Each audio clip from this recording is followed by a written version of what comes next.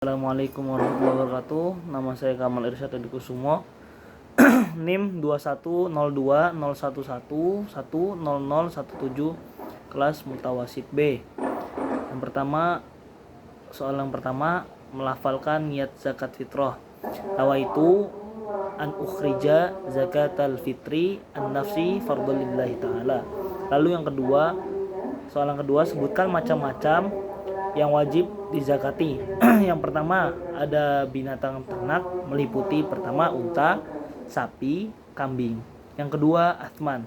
Asman ini merupakan mata uang atau alat pembayaran berupa emas dan perak. Yang ketiga hasil pertanian. Hasil pertanian yang umumnya ditanam oleh orang-orang seperti makanan pokok. Lalu yang keempat buah-buahan. Buah-buahan ini contoh misal kurma dan anggur. Lalu yang kelima barang dagangan. Lalu nomor tiga sebutkan dan jelaskan golongan yang berhak menerima zakat. Golongan yang berhak menerima zakat ada 8. Yang pertama fakir, yang kedua miskin, yang ketiga amil. Amil ini orang yang mengurus zakat. Yang keempat mu'alaf, yang kelima budak, yang keenam gharim ini orang yang berhutang. Lalu yang ketujuh sabilillah ini adalah orang-orang yang memerangi orang yang menolak Islam, yang berjuang di jalan Allah. Yang terakhir ada Ibnu Sabil ini merupakan orang yang berpergian. Lalu yang keempat, ada soal yang keempat melafalkan niat puasa Ramadan. Niat puasa Ramadan nawaitu shoma ghadin an adai fardhi syahri ramadhana hadhihi sanati fardholillahi ta'ala. Lalu soal yang kelima adalah melafalkan doa berbuka puasa.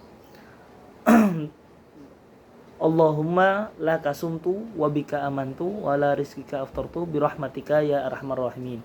Lalu soal yang keenam itu menyebutkan hari-hari yang diharamkan berpuasa. Hari-hari yang diharamkan berpuasa yang pertama itu ada 2 hari raya. 2 hari raya, apa aja 2 hari raya itu? Merupakan yang pertama Idul Fitri dan yang kedua Idul Adha. Lalu yang kedua ini 3 hari tasyrik. Nah, 3 hari tasyrik itu apa aja? Yang pertama tanggal 11, 12, 13 pada bulan Zulhijjah. Lalu soal yang ketujuh menyebutkan sunnahnya puasa dan hal-hal yang membatalkan puasa. Nah, oke. Yang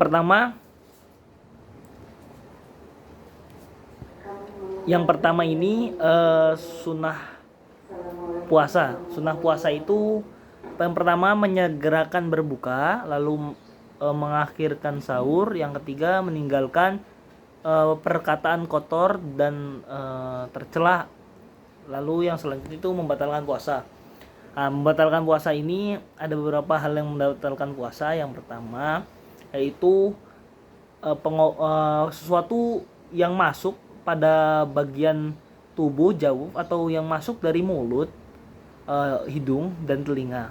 Lalu memasukkan sesuatu juga pada salah satu dari 2 jalan, yang pertama kubul dan dubur.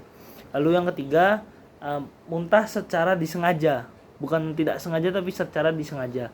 Lalu selanjutnya melakukan hubungan seksual oleh suami istri yang dilakukan pada saat berpuasa. Lalu keluarnya mani sebab sentuhan kulit. Lalu ada haid atau darah yang keluar dari jalan depannya perempuan. Lalu yang selanjutnya nifas atau darah yang keluar setelah melahirkan. Lalu gila atau hilang akal. Terus yang selanjutnya makan dan minum secara disengaja, lalu murtad atau keluar dari agama Islam. Lalu soal yang selanjutnya yang nomor 8, sebutkan dan jelaskan rukun iman. Nah, rukun iman ini ada 6. Yang pertama iman kepada Allah Subhanahu wa ta'ala. Iman kepada Allah dilakukan dengan mempercayai dan meyakini bahwa Allah itu benar-benar ada. Lalu yang kedua Iman kepada malaikat Allah Subhanahu wa taala. Iman kepada malaikat Allah dilakukan dengan mempercayai bahwa malaikat itu benar-benar ada. Seorang muslim mesti meyakini adanya malaikat. Walaupun kita tidak pernah melihatnya, wujudnya, mendengar suaranya atau menyentuh zatnya. Lalu yang ketiga, iman kepada kitab-kitab Allah. Nah, iman kepada kitab-kitab Allah ini dilakukan dengan percaya bahwa Allah menurunkan kitab kepada utusannya sebagai pedoman atau petunjuk kebenaran dan kebahagiaan baik di dunia maupun di akhirat. Lalu yang keempat ada iman kepada Rasulullah. Nah, iman kepada Rasulullah ini dilakukan dengan percaya bahwa Allah benar-benar menurunkan Rasulnya kepada suatu masyarakat tertentu untuk menyampaikan ajarannya.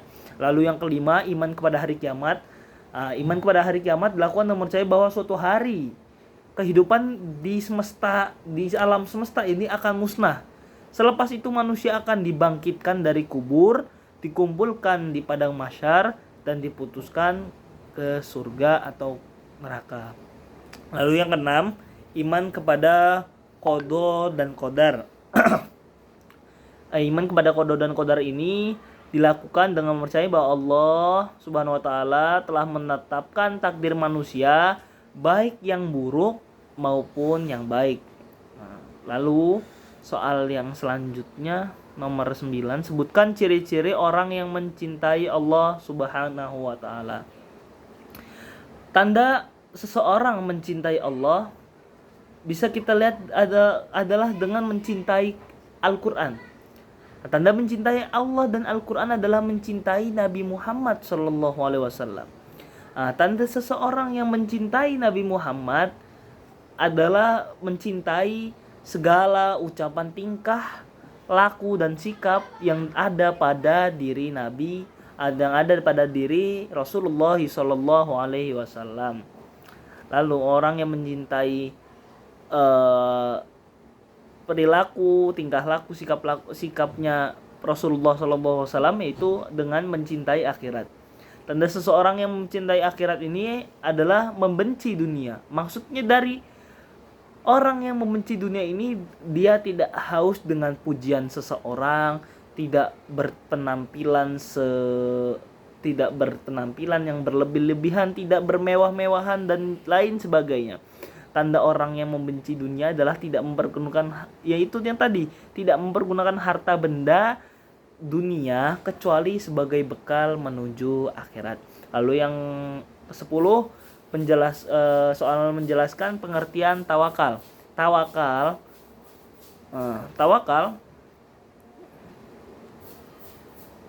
Tawakal adalah menyerahkan segala sesuatu yang dilakukan kepada Allah Subhanahu wa taala dengan berusaha, dengan berikhtiar. Tawakal ini terdiri dari 3 unsur. Yang pertama makrifat, keadaan hati dan amal. Lalu soal yang terakhir yang 11, bagaimana cara mengagungkan Nabi Muhammad sallallahu alaihi wasallam. Cara kita mengagungkan Nabi Muhammad sallallahu alaihi wasallam yang adalah bisa dengan menjaga tata krama dan sopan santun pada waktu menyebut nama beliau. Contoh seperti ketika ada seseorang yang menyebutkan Shallu ala Nabi Muhammad, kita menjawab dengan salawat Allahumma shalli alaihi wasallim. Dan mendengar nama serta hadis beliau, memperbanyak membaca salawat atas nama beliau dan memusatkan perhatian segala perhatian kita dalam kehidupan sehari-hari dengan mengikuti sunnah-sunnah yang telah diajarkan oleh Rasulullah SAW. Syukran. Wabillahi taufiq wal hidayah. Assalamualaikum warahmatullahi wabarakatuh.